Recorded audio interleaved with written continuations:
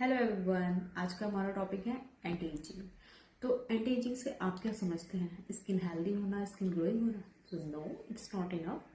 Anti ageing का मतलब है आपकी ओवरऑल बॉडी का फिट होना, आपकी ओवरऑल बॉडी का यंग होना, इंटरनली भी और एक्सटर्नली भी। इंटरनली भी आप हेल्दी होने चाहिए और एक्सटर्नली भी। तो उन्हीं के लिए मैं आपको यहाँ 4 चीज़ें बताऊंगी, बहुत सिंपल चीज़ें, जिससे आप करके अल्टीमेट इफेक्ट पा सकते हैं और अपनी एज से यंग दिख सकते हैं, अपने या एजिंग प्रोसेस को स्लो डाउन कर सकते हैं। So let's start. तो उन 4 पॉइंट को स्टार्ट करने से पहले मैं एक स्पेशल पॉइंट आपको बताना चाहती हूँ, जिसको हम सब लोग नेगलेक्ट कर रहे हैं सब, क्योंकि ज़्यादातर लोगों का सेडेंटरी लाइफस्टाइल है और या फिर डेस्क जॉब है और जिसमें वो बहुत लॉन्ग टाइम सिटिंग पे रहते हैं। तो इसलिए जो मेन पॉइंट है, स्पेशल पॉइंट है, उसे आपको इंक्लूड करना है। आपको वीकली, ऐसा नहीं कि रोज, और वो पॉइंट है वर्कआउट।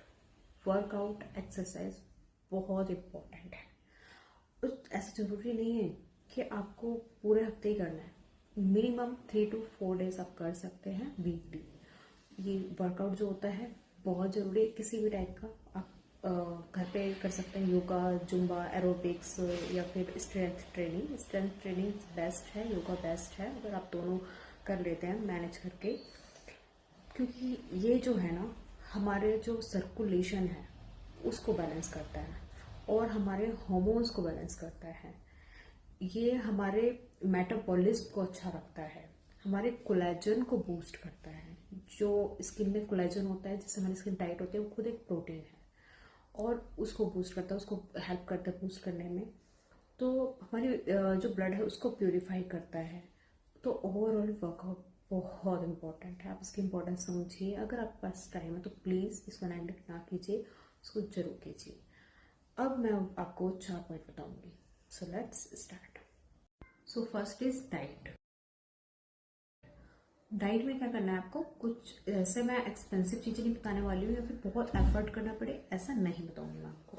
डाइट में आपको क्या करना है? डाइट में आपको नॉर्मली खाना खाना अपने घर का, घर में जो खाना बनता है, दाल, हरी सब्जी, रोटी, उसी पे फोकस करना है। बस उसमें आपको क्या करना है कि रोटी की जो क्वांटिटी है वो कम कर देना, अगर आप गेहूं की रोटी खाते हैं। और जो ग्रीन वेजेस है उनकी क्वांटिटी बढ़ा देनी है और दालों की क्वांटिटी बढ़ा देनी है आपको। साथ में कुछ चीज़ें इंक्लूड करनी है, जैसे कि मिक्स सीड्स। जैसे आपने देखे होंगे, सनफ्लावर सीड्स होते हैं, फ्लैक्स सीड्स होते हैं, सीसम सीड्स होते हैं, तो पंपकिन सीड होते हैं। इन ये इस टाइप के जो सीड्स होते हैं, कुछ आप रोस्ट करके खा सकते हो, कुछ को आप सोक करके खा सकते हो, सोक करके उसका पानी पी सकते हो। तो जैसे कि आपको क्या करना है, रात को 1 गिलास पानी लिया, जो अर्ली मॉर्निंग आप बता रही हो, अर्ली मॉर्निंग में आप क्या कर सकते हैं कि रात को 1 गिलास लिया, उसमें मेथी दाना डाला, पानी डाला, सुबह उसका पानी पी लिया। रात को गिलास लिया, चिया सीड्स डाले, सुबह उठे आप उसका पानी पी लिया। मतलब चिया सीड्स को भी आपको कंज्यूम करना है और मेथी जो सोक हुई उसको भी आप कंज्यूम कर सकते हैं। तो ये आप ले सकते हैं। फिर इसके साथ जो इवनिंग में होगा, इवनिंग में आप ये जो सीड्स हैं, ड्राई फ्रूट्स हैं या फ्रूट्स हैं, मतलब आज सीड्स ले लिए, कल फ्रूट्स ले लिए, ऐसे भी कर सकते हैं, या अपने टाइम के अकॉर्डिंग इनको डिवाइड कर सकते हैं। तो फ्रूट्स, वेजीज, इन पे आपको फोकस करना होगा। रात को भी आपको नॉर्मल खाना खाना है, बस कोशिश करिए कि ऐसा खाना ना खाएं जिसमें डाइजेशन में बहुत एफर्ट लगते हैं। और कोशिश ये करनी है कि रात को, अगर आप लेट नाइट आपकी ड्यूटी है, ऐसा है कि आपको मतलब एक अर्ली इवनिंग में नहीं खा सकते आप खाना, कोई बात नहीं, लेकिन कोशिश ये करनी है कि रात को जो खाना खा रहे हो ना, वो बेड टाइम से 2 से 3 घंटे पहले आप खा लें। तो उससे क्या होता है, आपका डाइजेशन अच्छा रहता है, मेटाबॉलिज्म अच्छा रहता है। अब ये जो मैंने आपको सीड्स बताए हैं, इनका देखिए बहुत रोल है। ड्राई फ्रूट्स, इनका बहुत रोल होता है। फ्रूट्स ड्राई फ्रूट्स खाने के साथ इन चीज़ों को क्यों कंज्यूम करना है? क्योंकि इनमें होते हैं असेंशियल मिनरल्स, विटामिन्स, प्रोटीन्स, और ये हमारी इम्यूनोग्लोबिन को बूस्ट करते हैं, हमारी इम्यूनिटी को बूस्ट करते हैं। इनमें जिंक होता है, इनमें ऐसी चीज़ें होती हैं जो हमारी बॉडी को इंटरनली स्ट्रेंथ देती है, हमारे ऑर्गन को हील करती है। और जो फ्री रेडिकल्स होते हैं हमारी बॉडी में इंटरनली, या हमारी स्किन पे हाइपर पिगमेंटेशन है, डैमेज स्किन है, उसको भी हील करते हैं। तो ये हमारे लिए बहुत ज़रूरी है। तो आपको डाइट पे ऐसे फोकस करना है और इसके साथ साथ आपको हाइड्रेशन का बहुत फोकस करना है। हाइड्रेशन में आपको क्या करना है कि आपको अपने वाटर का जो क्वांटिटी है वो अच्छी रखनी है। आपको कोशिश करनी है कि 2 लीटर के आसपास आपको वाटर लेना ही लेना है। और उसमें आप जूसेस ऐड कर सकते हैं। जूसेस में आपको फोकस करिए कि आप वेजिटेबल जूसेस लीजिए और जो फ्रूट्स हैं वो आप ऐसे ही कंज्यूम करिए। तो ये आपका हाइड्रेशन का हो गया। ये इंटरनली भी आपको हाइड्रेट करेगा और एक्सटर्नली भी इफेक्ट दिखाएगा। अब आते हैं स्किन केयर रूटीन पर। So let's start. So second is skin care routine. Skin care routine में भी मैं आपको ऐसा कोई कॉम्प्लिकेटेड प्रोसेस नहीं बताऊंगी। स्किन केयर रूटीन में भी आपको 4-5 चीज़ों पर फोकस करना है। वो है firstly face wash, second is moisturiser, third आपके अकॉर्डिंग आपकी जो स्किन है उसके according serum, and fourth is sunscreen. आप बस इन 4 चीज़ों पे मेन फोकस करना है और इसके साथ साथ आपको लिप्स को भी हाइड्रेट रखना है। लिप बाम आप यूज़ कर सकते हैं जो भी आपको सूट करे। तो देखिए फर्स्ट जो है फेस वॉश। फेस वॉश के लिए मैं आपको बता दूं कि फेस वॉश का जो पीएच है वो अच्छा होना चाहिए। वो ऐसे नहीं होना चाहिए जो आपकी स्किन को बहुत ज़्यादा ड्राई कर रहा है। तो फेस वॉश एक सेटाफिल का भी यूज़ कर सकते हैं। सेटाफिल बहुत अच्छा है, या सेरावे। लेकिन अगर आपको अच्छा और अपनी स्किन पे रिजल्ट चाहिए तो आप किसी भी डर्मेटोलॉजिस्ट के पास जाइए, उनसे अपनी स्किन के अकॉर्डिंग फेस वॉश पूछिए और अपनी स्किन के अकॉर्डिंग सीरम पूछिए, अपनी स्किन के अकॉर्डिंग मॉइस्चराइजर और अपनी स्किन के अकॉर्डिंग आप सीरम, सनस्क्रीन, ये आप पूछिए। अपनी स्किन को टेस्ट कराएं जाएं और इन चारों चीज़ों के अच्छे आप प्रोडक्ट लीजिए और इनको यूज़ कीजिए। सेकेंड थिंग इज कि देखिए जो फेस वॉश होते हैं ना वो आपको दिन में 2 बार यूज़ करना है। अब क्योंकि स्किन का जो डर्ट होता है, डस्ट होता है, उसको निकालना बहुत इंपॉर्टेंट है क्योंकि वो हमारे पोर्स को क्लॉग करता है। पिंपल्स उससे होते हैं। देखिए 1-2 पिंपल होना बिल्कुल नॉर्मल है, कोई प्रॉब्लम नहीं है। 2 दिन आपको बहुत रेयरली कभी पिंपल होते हैं, वो कोई प्रॉब्लम नहीं है। लेकिन आपको फ्रिक्वेंटली अगर पिंपल्स हो रहे हैं तो आपको अपने डर्मेटोलॉजिस्ट के पास जाना है और चेक कराना है, क्योंकि ये रिएक्शन की वजह से भी होते हैं और ये हार्मोनल इम्बैलेंस की वजह से भी होते हैं। सेकेंड थिंग है मॉइस्चराइजर। लोग कहते हैं कि मैं तो कोई क्रीम यूज़ करती हूँ, मुझे तो कोई ज़रूरत नहीं है, मैं खाना अच्छे से खाती हूँ। So no, it's not enough. क्योंकि देखिए मॉइस्चराइजर जो होता है ना वो आपकी स्किन के हाइड्रेशन के लिए बहुत इंपॉर्टेंट होता है। जो अपर लेयर होती है उनके लिए बहुत ज़रूरी होता है और आप खुद रिजल्ट देख सकते हैं। जो लोग यूज़ करते हैं सारे स्किन केयर रूटीन, जो लोग नहीं करते हैं, क्योंकि देखिए किसी किसी का जेनेटिक भी होता है कि वो नेचुरली उसकी स्किन अच्छी है, लेकिन एक टाइम बाद ना वो भी डल होने लगती है। मोस्टली लोगों की डल होने लगती है 25-30 के बाद। तो अगर आप उसको मेंटेन रखना चाहते हैं, उसको रिटेन करना चाहते हैं, तो आपको ये यूज़ करनी ही चाहिए। And third is sunscreen. Sunscreen बहुत इंपॉर्टेंट है।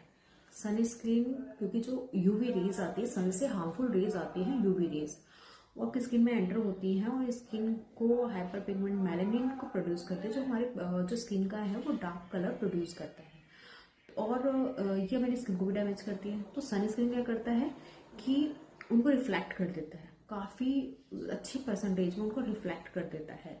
तो सनस्क्रीन आपको कोशिश करनी कि मिनिमम 30 SPF का तो आप जरूर लें, अदरवाइज आप 50 का ले तो वो बेस्ट है। और सीरम आपको अपनी स्किन के अकॉर्डिंग देखना है, क्योंकि काफ़ी तरह के सीरम होते हैं। आपकी स्किन को कौन सा सीरम की जरूरत है वो आप जाके अपने डॉक्टर से पूछिए कि अगर रिंकल्स हैं तो वो आपको रेटिनॉल सीरम बताएंगे। अगर आपको आपकी डल स्किन है और एक्ने आते हैं तो वो आपको सैलिसाइलिक या नाइसिनामाइड सीरम बताएंगे। और अगर आपको लगता है कि आपकी स्किन को पील ऑफ की जरूरत है तो आपको AHA PHA के सीरम बताएंगे। तो इस टाइप के सीरम होते हैं, लेकिन आप अपनी स्किन को जरूर टेस्ट करें और उनसे प्रिस्क्रिप्शन लेकर ही यूज करें। नाउ ये भी है, एक और पॉइंट मैं ऐड करना चाहूंगी कि अगर आप मेकअप यूज कर रहे हैं तो मेकअप अच्छे ब्रांड का होना चाहिए, क्योंकि जो अच्छे ब्रांड होते हैं ना वो अपने मेकअप में हार्मफुल सब्सटेंस की जगह हेल्दी सब्सटेंस डालते हैं, जो आपकी स्किन के लिए अच्छे होते हैं, आपकी स्किन की जो ब्यूटी है वो मेंटेन रखते हैं। तो इसलिए और याद रखिए कि रात को मेकअप को आप वॉश करके ही सोएं, अपने फेस वॉश करके सोएं, क्योंकि वो क्लॉग पोर होते हैं, क्लॉग पोर होने से पिंपल्स हो सकते हैं। तो बस इन बेसिक चीज़ों का आपको ध्यान रखना है और ज़्यादा गर्म पानी से आपको मुंह नहीं धोना है, नॉर्मल टेम्परेचर का पानी आपको यूज करना है फेस पे। Now third point is body language. अब आप सोच रहे होंगे कि एंडी जी यहाँ बॉडी लैंग्वेज क्यों? बॉडी लैंग्वेज भी आपकी बॉडी पे इफेक्ट डालता है, क्योंकि आपकी जो सिटिंग पोजीशन है, स्टैंडिंग पोजीशन है, वो एक अच्छे पोस्चर में होनी चाहिए। अच्छा पोस्चर होता है तो आपकी मसल टोन जो होती है वो अच्छी रहती है। मसल टोन होगी तो ऑब्वियसली आपको एक एनर्जेटिक और यूथफुल दिखाएगी। तो इसलिए आपका जो पोस्चर है वो अच्छा होना चाहिए, आपके जो फेस एक्सप्रेशन है वो बहुत अच्छे होने चाहिए। क्योंकि अगर आपके फेस एक्सप्रेशन कूल है, कामिंग है, स्माइलिंग है, तो वो आपके जो स्किन को अननेसेसरी मतलब रिंकल क्रिएट नहीं करवाते हैं, स्किन को स्ट्रेच नहीं करवाते अननेसेसरी। और ज़्यादा आप अग्रेसिव रहते हैं, टेंस रहते हैं, स्ट्रेसफुल रहते हैं, तो आप देखेंगे कि बहुत जल्दी ऐसे लोगों पे ना रिंकल्स आने लगते हैं आईज के अराउंड, फोरहेड के अराउंड। तो आपको वो ध्यान रखना है, इसलिए बॉडी लैंग्वेज बहुत जरूरी है। फेशियल एक्सप्रेशंस, बॉडी का पोस्चर्स, इससे काफ़ी लोग जो अच्छे से नहीं बैठते, अच्छे से नहीं वॉक करते हैं, उनको बैक पेन भी रहता है। अच्छे से आप स्लीपिंग पैटर्न नहीं फॉलो कर रहे, मतलब सोने में जो आपको है अपने उस टाइम पे भी देखना है आपको कि कंफर्टेबली आप सोएं। तो इसलिए जो बॉडी पोस्चर है बहुत इंपॉर्टेंट है। Now dressing sense. जी हाँ, ड्रेसिंग सेंस बहुत इंपॉर्टेंट है। अब ड्रेसिंग सेंस में क्या है पहले मैं आपको बताऊंगी, उसके बाद उसकी इंपॉर्टेंस बताऊंगी। देखिए ड्रेसिंग सेंस में आपको क्या करना है कि आपको वेल फिटिंग कपड़े लेने होते हैं। देखिए आप वैसे भी कपड़े लेंगे तो अच्छा है कि एक अच्छी चॉइस से लीजिए। एक आप जब पैसा खर्च ही कर रहे हैं तो एक अच्छे पैटर्न का लीजिए। तो कपड़ों पे आपको कोशिश करनी है कि जो आपके कलर कॉम्बिनेशन से मैच हो, आपका जो कॉम्प्लेक्शन है स्किन का उससे आपके कपड़े मैच होने चाहिए। कि आपको ज़्यादा फेयर कॉम्प्लेक्शन है या डार्क कॉम्प्लेक्शन है या फिर मीडियम टोन है, उसके अकॉर्डिंग। सेकेंड थिंग कि आपको ना ओकेजन के अकॉर्डिंग कपड़े चूज करने चाहिए। कपड़ों के ओकेजन के अकॉर्डिंग, जैसे कि पार्टी है तो उसके अकॉर्डिंग आपका पैटर्न होना चाहिए कपड़ों का। आप जो भी पहन रहे हो, वेस्टर्न पहन रहे हो, ट्रेडिशन पहन रहे हो, और जब आप फ्रेंडली किसी मीटिंग में जा रहे हो उसके अकॉर्डिंग, एक ऑफिशियल मीटिंग में जा रहे हो उसके अकॉर्डिंग, ये बहुत इम्पैक्ट डालता है। और जब आप वेल ग्रूम्ड होते हो, एक अच्छी लुक आपका दिख रहा होता है, तो इनसे क्या फायदा होता है कि आपका जो मूड है ना वो अच्छा रहता है। मूड अच्छा होना मतलब कि हैप्पी हार्मोन्स रिलीज करना। हैप्पी हार्मोन्स रिलीज होता है, ओवरऑल बॉडी पे हार्मोनली इफेक्ट होता है। तो इसके साथ साथ आपका एक पॉजिटिव इम्पैक्ट पड़ता है, आप दूसरों पे एक पॉजिटिव इम्पैक्ट पड़ता है। जब एक आप अच्छे ड्रेसिंग सेंस में जाते हैं, आप खुद में कॉन्फिडेंट फील करते हैं, एक कॉन्फिडेंस देता है। आपकी जो वर्क करने की जो कैपेसिटी है, एफिशिएंसी है, उस पर भी इफेक्ट डालता है। इसलिए ड्रेसिंग सेंस बहुत इंपॉर्टेंट है। आप फर्क देख लेंगे जो लोग इन चीज़ों को फॉलो करते हैं और जो लोग सोचते हैं कि नहीं ये सब चीज़ें कुछ नहीं होती है, बस खाना खाओ अच्छा और बस, आपको फर्क दिख जाएगा। अभी नहीं दिख रहा है तो थोड़ा टाइम बाद दिख जाएगा, लेकिन आप देख सकते हैं कि ऐसे लोगों में जो फॉलो करते हो, जो नहीं करते, साफ फर्क दिखता है, पूरी पर्सनालिटी का फर्क दिखता है। तो ये जो है ओवरऑल आपको अपनी बॉडी पे वर्क करना है, अब वर्क करना है आउटर से भी और इनर से भी। क्योंकि आउटर पर्सनैलिटी भी इंपॉर्टेंट है और इनर हेल्थ भी इंपॉर्टेंट है। ऐसे नहीं कि आउटर आप पर्सनैलिटी अच्छी मेंटेन कर रहे हो, लेकिन आए दिन आप बीमार पड़ रहे हो, आए दिन आपको कुछ ना कुछ प्रॉब्लम हो रहा है, कहीं पेन हो रहा है, कुछ हो रहा है, या फिर आप अंदर से तो हेल्थी लेकिन बाहर से आप बहुत मैसी लुक क्रिएट कर रहे हो, या फिर अच्छे नहीं लग रहे हो, या लोग आपको देख के एक मतलब अजीब सा एक उनका मूड होता है, आप इम्प्रेसिव नहीं लग रहे हो। तो ये सारे फैक्टर बहुत इंपॉर्टेंट है। आपको एंटी एजिंग लुक दिखना है पूरी तरह से, तो ये चारों फैक्टर आपको इंक्लूड करने चाहिए। नाउ आज की वीडियो में इतना ही। Thank you.